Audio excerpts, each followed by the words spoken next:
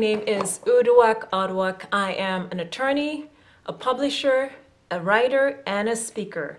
I'm also the owner of the website africamusiclaw.com, and africamusiclaw.com essentially talks about celebrity legal drama, music business, as well as industry news.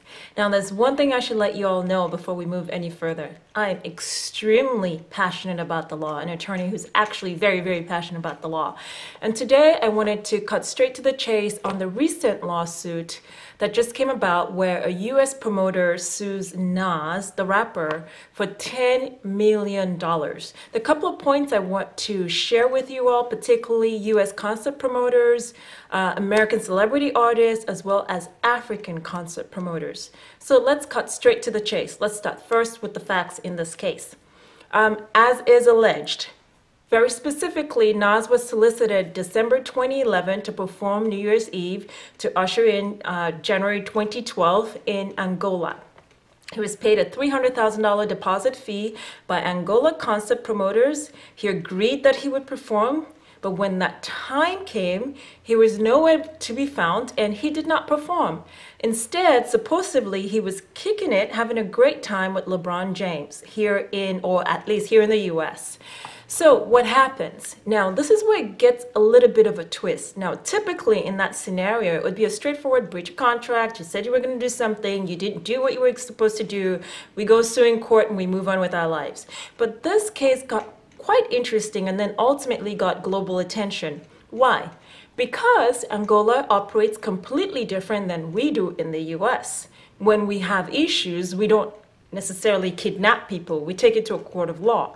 In this instance, the Angola concert promoters and their sponsors or whoever, that particular team of people, someone essentially held the US promoter, who was the middleman that negotiated the contract deal with Nas and the Angola people.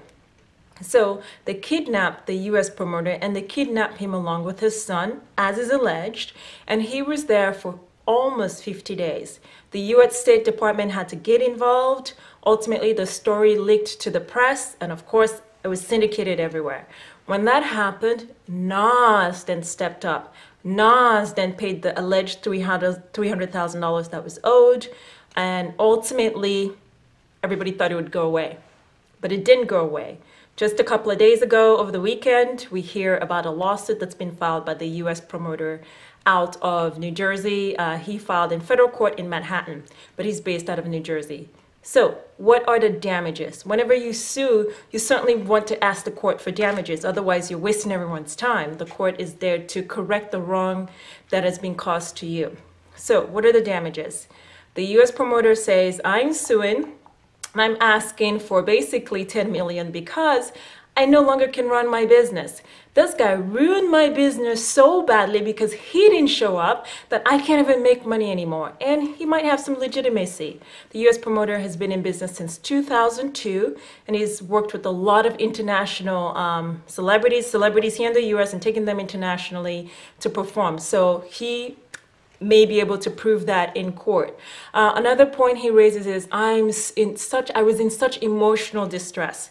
And not only was I in such emotional distress, my son has been diagnosed with post-traumatic stress disorder, among other things. So the courtroom is where we battle all that out and we'll figure out down the line what happens. I think the most reasonable thing to do here, obviously, is to settle this case. It's bad publicity for Nas, shouldn't have happened in the first place, and it's just a terrible set of facts.